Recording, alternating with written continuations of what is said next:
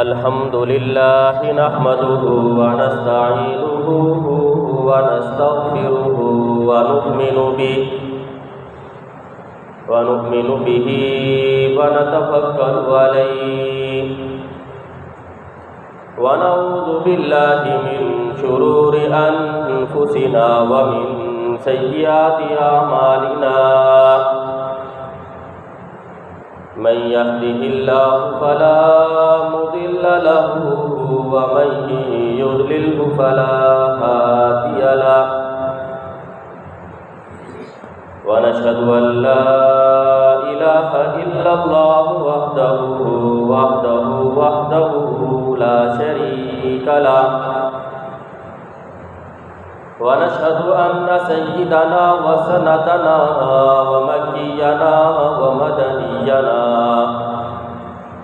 ومولانا محمدا عبده ورسوله أما بعد فأعوذ بالله من الشيطان الرجيم بسم الله الرحمن الرحيم وأقيموا الصلاة وآتوا الزكاة واركعوا مع الراكعين وقال تعالى في مقام آخر الذين يقيمون الصلاة ويؤتون الزكاة وهم بالآخرة هم يوقنون وقال النبي صلى الله عليه وسلم الدين النصيحة أو كما قال عليه الصلاة والسلام آمنت بالله صدق الله مولانا العظيم وصدق رسوله النبي الأمي الهاشمي المدني الكريم ونحن على ذلك لمن الشاهدين والشاكرين والحمد لله رب العالمین۔ تمام حضرات عقیدت اور محبت کے ساتھ عبادت اور ثواب کی نیت سے نماز میں پڑھے جانے والا درود شریف ایک مرتبہ بآواز بلند پڑھیں۔ اللہم صلی علی محمد وعلی آل محمد کما صلیت علی ابراہیم وعلی آل ابراہیم انک حمید مجید۔ اللہم بارک علی محمد وعلی آل محمد کما بارکت علی ابراہیم وعلی آل ابراہیم انک حمید مجید۔ ثنا کو پتا پتا ہے خدایا دم بدم تیرا، زمین و آسمان تیرے یہ موجود و عدم تیرا، جو دنیا میں تیرا کھا کر شکوے کرے یا رب، تعجب ہے کہ اس پر بھی ہو لطف ہو کرم تیرا، جو تو میرا تو سب میرا، فلک میرا زمین میری، اور اگر تو نہیں میرا تو کوئی شے نہیں میری۔ واجب الاحترام عزیزان گرامی، آپ کے سامنے قرآن کریم فرقان مجید کی چند آیات کریمہ تلاوت کی اور سرکار دو عالم تاجدار مدینہ محمد مصطفیٰ احمد مجتبیٰ صلی اللہ علیہ وسلم کی حدیث مبارکہ پیش کی۔ رمضان المبارک کا مقدس مہینہ چل رہا ہے اور آج رمضان المبارک کا دوسرا جمعہ ہے۔ جس طرح رمضان المبارک میں مسلمان روزہ رکھتے ہیں، تراویح پڑھتے ہیں، اعتکاف کرتے ہیں، عمرے پر جاتے ہیں، اسی طرح بہت سارے مسلمان اس مہینے کے اندر کثرت کے ساتھ صدقہ اور خیرات زکوٰۃ ادا کرتے ہیں، اور عموماً زیادہ تر لوگ زکوٰۃ کے بارے میں مسائل پوچھتے ہیں، تو اسی مناسبت سے آج آپ کے سامنے زکوٰۃ کی اہمیت اور زکوٰۃ کے فائدے پر کچھ باتیں عرض کروں گا۔ زکوٰۃ اس کا لغوی معنی ہوتا ہے پاک کرنا۔ انسان جب اپنی زندگی کے اندر مال کماتا ہے تو اسے چاہیے کہ اس کی نظر اللہ کے حکم پر ہو کہ اللہ کی چاہت کیا ہے، نبی صلی اللہ علیہ وسلم کی تعلیمات کیا ہے، جو اللہ کا حکم ہو اس کے مطابق مال کمائے، اسی طریقے پر کمائے، ادھر ادھر نہیں جائے۔ اور ایمانی زندگی نام ہی اسی کا ہے۔ کھانے میں، پینے میں، سونے میں، جاگنے میں، اوڑھنے میں، بچھونے میں، شادی میں، بیاہ میں، خوشی میں، غم میں، مال کمانے میں، لین دین کرنے میں، مال خرچ کرنے میں انسان یہ دیکھے کہ اللہ کا حکم کیا ہے اور نبی صلی اللہ علیہ وسلم کی تعلیمات اس کے بارے میں کیا ہے۔ اصل تو یہی ہے، لیکن انسان ہونے کے ناطے، بشر ہونے کے ناطے انسان جتنی کوشش کر لے کبھی کبھی اس کے اندر کمی کوتاہی ہو جاتی ہے۔ اس لیے اس کمی کوتاہی کو دور کرنے کے لیے اللہ تعالیٰ نے زکوٰۃ ادا کرنے کا حکم دیا کہ تم نے شریعت کے مطابق مال کمایا تھا، لیکن بشری تقاضوں کے تحت تم سے کوئی کمی کوتاہی ہو گئی ہو، ناجائز طریقے سے کچھ آ گیا ہو، غلط طریقے سے کچھ جمع ہو گیا ہو، تو اب اس مال میں سے 2.5% نکال دو، باقی مال پاک ہو جائے گا۔ یہ ہے اصل مقصد زکوٰۃ کا۔ زکوٰۃ کے ذریعے سے انسان کے مال کے اندر اضافہ ہوتا ہے۔ آپ کہیں گے بظاہر دیکھیں تو 1 لاکھ روپے میں سے 2,500 روپے دیتے ہیں تو مال میں تو کمی ہو گئی، لیکن یہ ہمیں ظاہر کی آنکھوں سے نظر آ رہا ہے کہ اس میں کمی ہو گئی۔ دل کی آنکھوں سے دیکھیں تو مال میں اضافہ ہوتا ہے، مال میں کمی نہیں ہوتی۔ یمحق اللہ الربا ویربی الصدقات، اللہ فرماتے ہیں کہ اللہ سود کو مٹاتے ہیں، کم کرتے ہیں، صدقات، خیرات، زکوٰۃ کو بڑھاتے ہیں۔ وہ کیسے؟ آپ دیکھیں، زکوٰۃ دینے سے مال محفوظ ہو جاتا ہے، چوری سے، ڈکیتی سے، نقصان سے، فراڈ سے، اس سے انسان محفوظ ہو جاتا ہے۔ جب یہ چیزیں نہیں تو انسان کا مال میں اضافہ ہو رہا ہے۔ اور دوسری طرف آپ دیکھیں کہ سود لینے والے کو بظاہر اگرچہ وہ ارب پتی ہے، کھرب پتی ہے، مال میں اضافہ ہوتا ہوا نظر آ رہا ہے، لیکن اس کی زندگی اس پر تنگ ہو جاتی ہے۔ ڈاکٹر اس کو کہتے ہیں یہ چیزیں نہیں کھانی، بلڈ پریشر کا شکار ہو گیا، شوگر کا مریض بن گیا، کولیسٹرول بڑھ گیا، اس کا مختلف بیماریوں میں مبتلا ہو گیا، رشتہ دار دشمن بن گئے، بیوی نافرمان ہو گئی، بہت سارے حاسدین پیدا ہو گئے۔ تو پتہ چلا زکوٰۃ دینے سے مال میں اضافہ ہوتا رہتا ہے، وہ اس طور پر کہ اس کا مال محفوظ ہو جاتا ہے دوسری جگہوں پر لگنے سے۔ اور زکوٰۃ دینے سے صرف مال کے اندر پاکی حاصل نہیں ہوتی، بلکہ انسان کے جسم میں جو دل ہے اس کی بھی صفائی ہو جاتی ہے۔ وہ کس طور پر؟ جب انسان دیکھتا ہے کہ اللہ کا حکم ہے زکوٰۃ ادا کرنے کا، اس کے دل میں تھوڑا سا بخل آیا، میں نے مال کمایا ہے، اب مجھے حکم دیا جا رہا ہے کہ تم خرچ کرو، کنجوسی دل میں آئی، بخل آیا، جب اللہ کے حکم پر اس نے عمل کیا تو وہ کنجوسی ختم، وہ بخل ختم ہو گیا، وہ تکبر جو اس کے دل میں آیا تھا وہ ختم ہو جائے گا۔ تو مال زکوٰۃ ادا کرنے سے مال کی بھی پاکی ہوتی ہے اور دل کی بھی پاکی حاصل ہوتی ہے۔ اسی طرح زکوٰۃ ادا کرنے سے مال کی حفاظت ہوتی ہے۔ شیخ الحدیث مولانا زکریا رحمۃ اللہ علیہ نے اور حضرت مولانا اشرف علی تھانوی رحمۃ اللہ علیہ نے ایک واقعہ لکھا ہے۔ تقسیم سے پہلے، ہند کی تقسیم سے پہلے کا واقعہ ہے، جب انگریز کی حکومت تھی ہندوستان کے اوپر۔ لکھتے ہیں کہ سہارنپور کے اندر ایک انگریز تھا، اس کی ایک کوٹھی تھی بہت بڑی، اس علاقے کے اندر آگ لگ گئی۔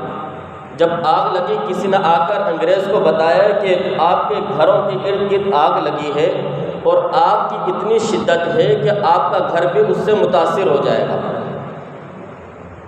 فرمایا کہ وہ انگریز اپنے کاروبار کے سلسلے میں مصروف تھا، لکھ رہا تھا، اس نے اپنا قلم روکا نہیں، وہ لکھتا رہا اور بڑے اطمینان کے ساتھ اس نے جواب دیا میرے گھر کو کچھ نہیں ہوگا۔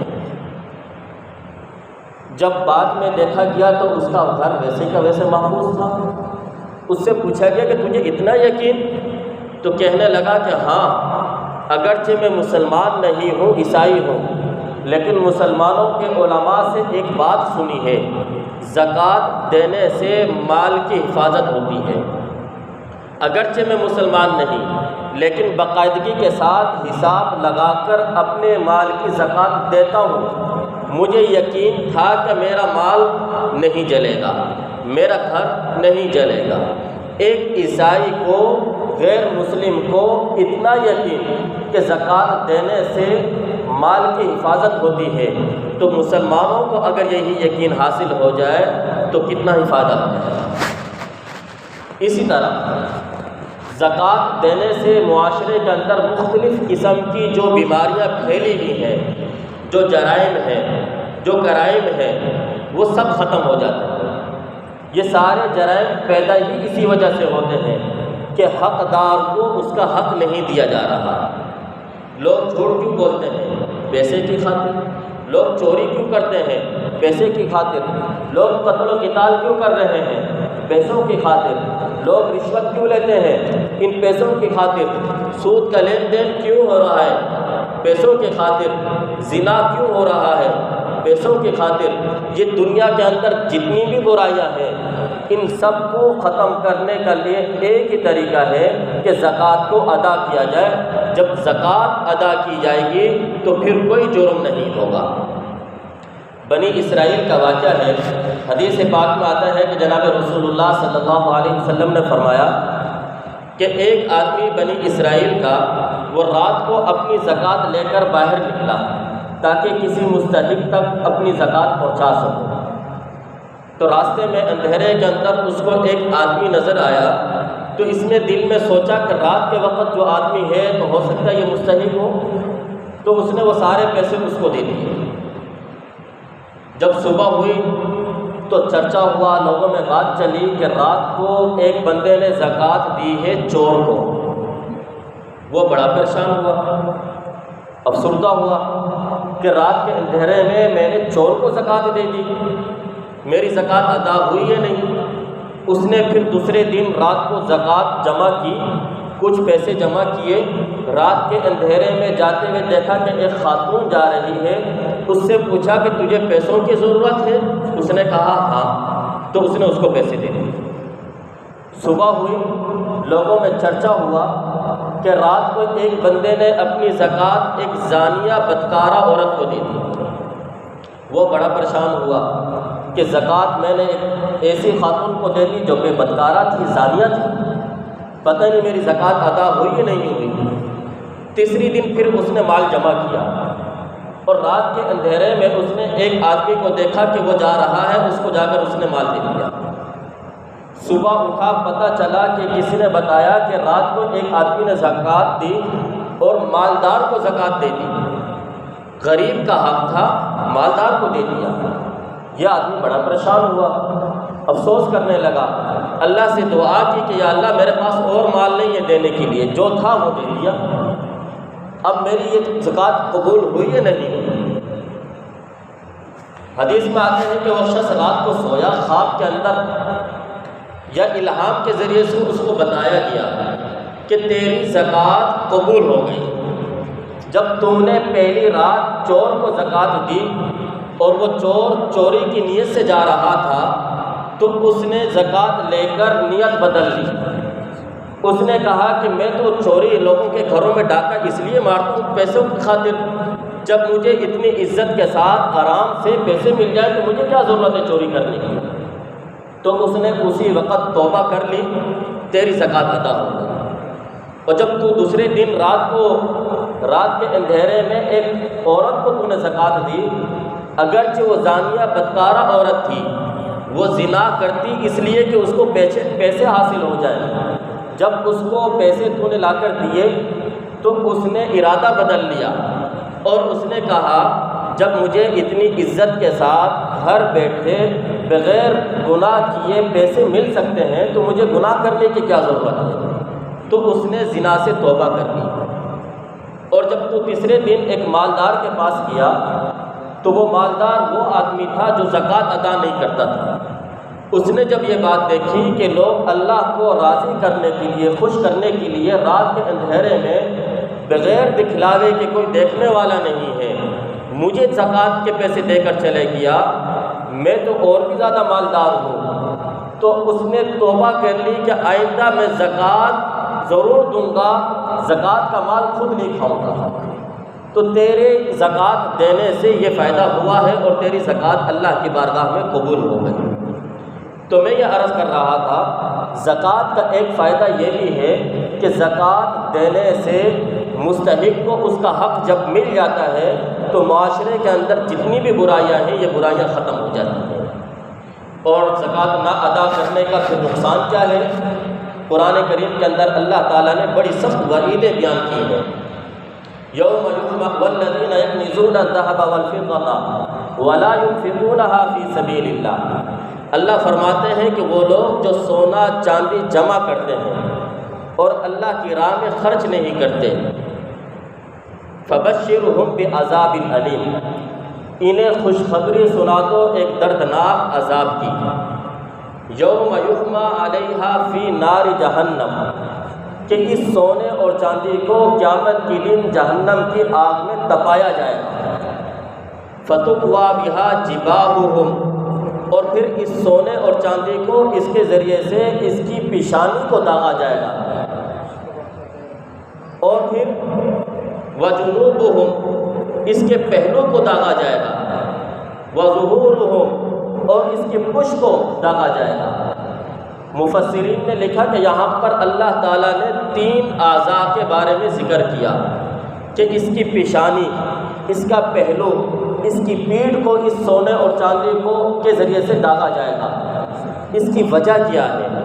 تو مفسرین نے لکھا اس کی وجہ یہ ہے جب کوئی آدمی کسی کے پاس مستحق جب کسی کے پاس جاتا ہے کہ اللہ کے نام پر کچھ دے دو تو فوراً اس کے چہرے پر، اس کے ماتھے پر شکنیں آتی ہیں، اس کے ماتھے پر بل آ جاتے ہیں، دیکھو خود کماتا نہیں ہے ہمارے پاس آگے مانگنے کے لیے، تو اس لیے اس کے چہرے کو، اس کی پیشانی کو داغا جائے گا۔ اور پھر جب وہ زیادہ اصرار کرے تو یہ منہ پھیر لیتا ہے، پہلو بدل لیتا ہے، پھر اس کی پہلو کو داغا جائے گا، اور جب زیادہ اصرار بڑھتا ہے تو یہ آدمی منہ پھیر کر چلے جاتا ہے، تو کہا کہ پھر اس کی پیٹھ کو داغا جائے گا۔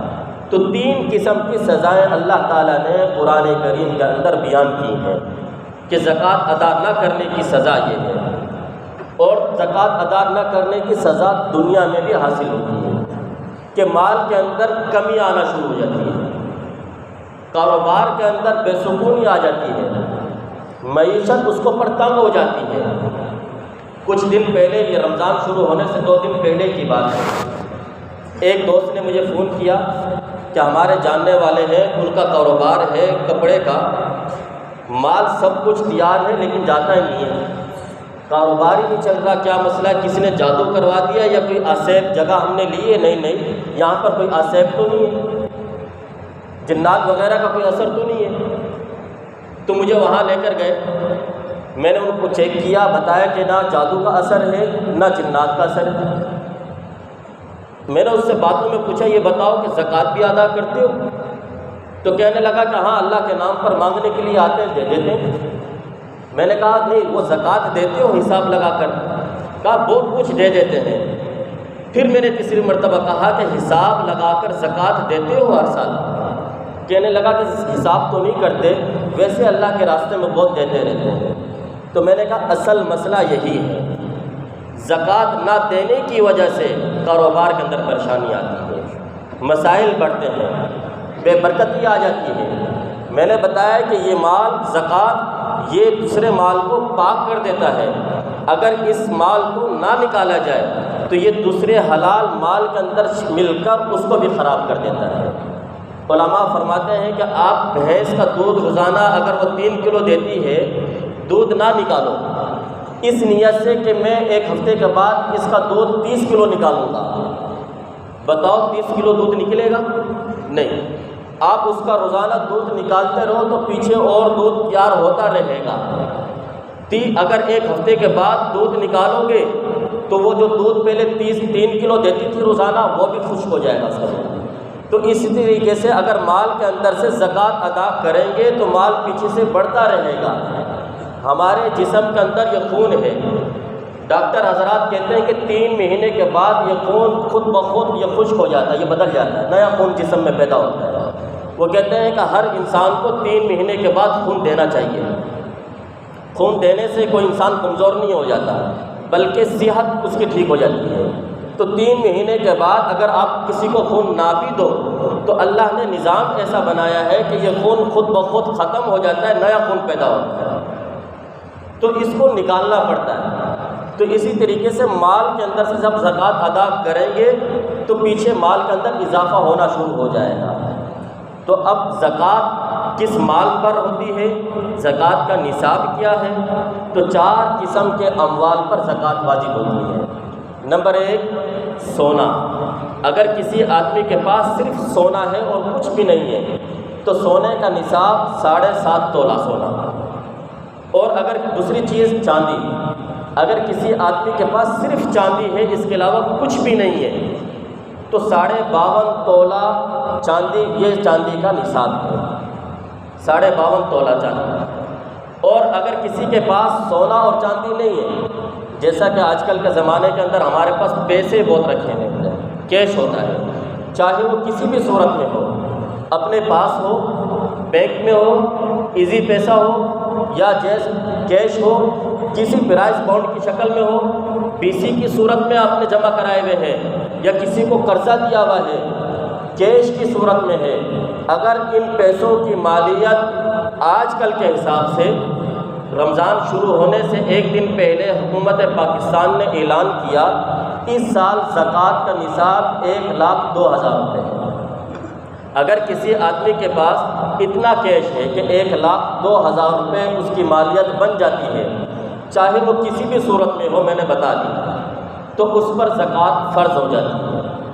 نمبر 4 چوتھی صورت، اگر کسی آدمی کے پاس مال تجارت، ایسی چیز جو اس نے بیچنے کی نیت سے جمع کی ہوئی ہے، دکان میں ہے، سامان رکھا ہوا ہے، بیچنے کی نیت سے رکھا ہوا ہے، ظاہر سی بات ہے، اس کی مالیت 1,02,000 کے برابر بن جاتی ہے تو ایسے آدمی کے اوپر زکوٰۃ فرض ہو جاتی ہے۔ اب زکوٰۃ کا نصاب تو یہ ہے، زکوٰۃ فرض ہو گئی، لیکن اس کی ادائیگی 1 سال کے بعد ہوتی ہے کہ 1 سال اس پر گزر جائے۔ ہر مال پر 1 سال گزرنا شرط نہیں ہے، یہ بات بھی ذہن میں رکھیں۔ بس اتنا ہے کہ سال کی ابتدا میں جب آپ صاحب نصاب بنے اور سال کا آخر، یہ 2 چیزیں دیکھنی ہیں کہ اس وقت جس وقت آپ آج مثال کے طور پر 8واں اور 9واں روزہ ہے، آپ نے دکان میں جا کر حساب لگایا، میری دکان کے اندر 3 لاکھ کا سامان رکھا ہوا ہے، آپ کو پتہ چلا میں صاحب نصاب ہوں، اس سے پہلے غفلت ہو گئی جو ہو گئی، آج آپ نے لکھ لی 3 لاکھ کا میرے پاس سامان ہے، اگلے سال اب آپ نے دیکھنا ہے کہ میری دکان میں کتنا مال پڑا ہے۔ اگر وہ مال 1,02,000 سے زیادہ کا ہے تو صاحب نصاب اب بھی ہیں آپ۔ اب 5 لاکھ کا سامان تو 5 لاکھ کی زکوٰۃ، 6 لاکھ کا سامان ہے 6 لاکھ کی زکوٰۃ، وہ 3 لاکھ کی نہیں۔ ہر مال پر سال کا گزرنا شرط نہیں ہے، کیونکہ مال تو ظاہر سی بات ہے بدلتا رہتا ہے۔ دکان میں مال آیا یہ بک گیا، پیچھے آیا وہ بک گیا، تو اس طریقے سے یہ تو سلسلہ چلتا رہے گا۔ ہاں شرط یہ ہے سال کے درمیان کے اندر ایک دن بھی ایسا نہ آیا ہو کہ یہ بالکل کنگال ہو گیا ہو، کچھ بھی نہ بچا ہو۔ تو جب کچھ بھی نہیں بچے گا تو یہ صاحب نصاب ہی نہیں رہا، پھر دوبارہ جب یہ صاحب نصاب بنے گا پھر دوبارہ یہ سال شروع ہوگا۔ تو پہلی شرط صاحب نصاب ہونے کی وہ میں نے بتا دی، 1,02,000 روپے کسی کے پاس ہو نقدی صورت میں یا مال کی صورت میں۔ نمبر 5ویں صورت آپ بنا لیں اس کو، عام طور پر خواتین کے ساتھ یہ صورت پیش آتی ہے کہ کسی خاتون کے پاس تھوڑا سا زیور ہے، شادی کے موقع پر اس نے بنایا، چاہے وہ استعمال کا ہو یا نہ ہو، دونوں صورتیں ہیں۔ تھوڑا سا زیور ہے سونے کی صورت میں، 1 تولہ یا 2 تولہ مثال کے طور پر، اور ساتھ میں کچھ پیسے بھی ہیں جو اس نے جمع کیے ہوئے ہیں، 1,000 2,000 500 کچھ بھی پیسے ہوں، تو اب سونا اور اس پیسے کو دونوں کو ملا کر چاندی کی قیمت رکھی جائے گی کہ وہ کتنی قیمت بنتی ہے۔ اگر 1,02,000 کے برابر اس کی قیمت بن جاتی تو ایسی خاتون کے اوپر بھی زکوٰۃ فرض ہو جاتی، وہ بھی زکوٰۃ ادا کرے گی۔ تو بہرحال ایسی چیزیں جو خریدنے کی نیت سے آپ نے جمع کی ہیں اس پر زکوٰۃ ادا کرنا ضروری ہے۔ آپ نے فروخت کی نیت سے کوئی چیز خریدی ہے لیکن بیچنے کی نیت سے نہیں، ویسے ہی لے کر رکھ دی۔ ایک پلاٹ خریدا آپ نے، بچوں کے کام آ جائے گا، اس پر زکوٰۃ نہیں ہوگی۔ ہاں اگر اس نیت سے خریدا کہ میں خرید رہا ہوں تاکہ اس کو میں بیچوں گا دوبارہ، تو اب اس پر زکوٰۃ ادا کرنا آپ پر لازم ہے۔ اگر آپ نے فلیٹ خریدا اس نیت سے کہ اس کا کرایہ میں لیتا رہوں کھاتا رہوں، دکان آپ نے بک کرا لی خرید لی، اس کا کرایہ آپ لے رہے ہو، تو دکان کی فلیٹ کی زکوٰۃ آپ پر لازم نہیں ہے، بلکہ یہ پیسے اگر جمع ہو رہے ہیں تو ان پیسوں پر زکوٰۃ ادا ہوگی۔ اگر یہ پیسے جو منافع آ رہا ہے آپ ہر مہینے خرچ کر جاتے ہیں تو پھر ان پیسوں پر بھی کوئی زکوٰۃ نہیں ہوگی۔ بہرحال یہ زکوٰۃ کا نصاب ہے، زکوٰۃ کن لوگوں کو دینی چاہیے اور کون اس کے مستحق ہیں۔ قرآن کریم کے اندر اللہ تعالیٰ نے جتنی بھی عبادات بیان کی ہیں کسی کی تعداد اللہ نے نہیں بیان کی، بلکہ نبی پاک صلی اللہ علیہ وسلم کے سپرد کی کہ آپ ان کو بتا دیں۔ نماز پڑھنے کا حکم دیا لیکن کس طرح پڑھنی ہے، کتنی رکعت پڑھنی ہے، نبی پاک صلی اللہ علیہ وسلم کو بتایا گیا کہ آپ سکھلا دیں۔ روزہ رکھنا ہے کیسے رکھنا ہے، نبی پاک صلی اللہ علیہ وسلم کو بتا دیا گیا۔ دیگر عبادات ہیں لیکن ایک زکوٰۃ ایک ایسا عمل، ایک ایسی عبادت ہے کہ اللہ نے خود اس کے مصارف بیان کیے ہیں کہ ان جگہوں پر آپ نے زکوٰۃ دینی ہے، ان کے علاوہ نہیں دینی۔ نبی پاک صلی اللہ علیہ وسلم کی تعلیم پر حکم نہیں دیا کہ آپ خود بیان کر دینا، بلکہ قرآن کریم کے اندر اللہ تعالیٰ نے زکوٰۃ کے مصارف خود بیان کر دیے۔ انما الصدقات للفقراء والمساکین والعاملین، 8 قسم کے افراد بیان کیے ہیں۔ بس مختصراً آپ یہ ذہن میں رکھ لیں، اپنے اصول یعنی اپنے والد جس سے آپ کی نسل چلی ہے اوپر سے، جس سے آپ پیدا ہوئے ہیں، ان کو آپ زکوٰۃ نہیں دے سکتے۔ اپنے فروع یعنی اپنی اولاد کی اولاد نیچے چلتے چلے جاؤ، ان کو زکوٰۃ نہیں دے سکتے۔ میاں بیوی کو، بیوی اپنے شوہر کو زکوٰۃ نہیں دے سکتی۔ باقی اس کے علاوہ جتنے بھی رشتہ دار ہیں، بہن بھائی ہے، چچا ہے، تایا ہے، ماموں ہے، بھانجا ہے، بھتیجا ہے، ان سب کو زکوٰۃ آپ ادا کر سکتے ہیں۔ اسی طریقے سے زکوٰۃ کے لیے ایک شرط یہ بھی ہے کہ آپ جب کسی کو زکوٰۃ دیں تو اس کو اس کا مالک بنائیں۔ مالک بنانا یہ بھی شرط ہے، اگر آپ نے مالک نہیں بنایا تو زکوٰۃ ادا نہیں ہوگی۔ مثلا آپ نے کسی کو اپنا گھر رہنے کے لیے دے دیا تاکہ میں 6 مہینے کا کرایہ نہیں لوں گا تم سے، تو اور نیت یہ کی ہوئی ہے کہ جو کرایہ 6 مہینے کا بنتا وہ زکوٰۃ کی نیت سے ادا ہو جائے گا، تو اس طریقے سے زکوٰۃ ادا نہیں ہوگی، اس لیے کہ آپ نے اس کو منافع کا مالک بنایا ہے، عین چیز کا مالک نہیں بنایا، تو اس لیے عین چیز کا مالک بنانا بھی ضروری ہے۔ مالدار کو زکوٰۃ نہیں دے سکتے، سید کو زکوٰۃ نہیں دے سکتے، کسی ادارے کو ہسپتال میں کسی جگہ پر تعمیرات کے لیے زکوٰۃ نہیں دے سکتے۔ بعض ہسپتالوں کے اندر ڈاکٹر کی فیس ادا کی جاتی ہے زکوٰۃ سے، زکوٰۃ کے پیسوں سے، وہ نہیں ادا ہو سکتی، اس لیے کہ وہ ڈاکٹر وہ تو ظاہر سی بات ہے اپنا معاوضہ لے رہا ہے، اور زکوٰۃ بغیر کسی استحقاق کے دوسرے کو مالک بنانا ہوتا ہے، اس لیے ان پیسوں کے ذریعے سے وہ ڈاکٹر کی فیس ادا کرنا یہ درست نہیں ہے۔ مسجد کے اندر بھی زکوٰۃ ادا نہیں ہوتی، مسجد میں نہیں لگتی۔ بہرحال اور بھی اگر کسی کو کچھ پوچھنا ہو بعد میں پوچھ سکتے ہیں۔ واخر دعوانا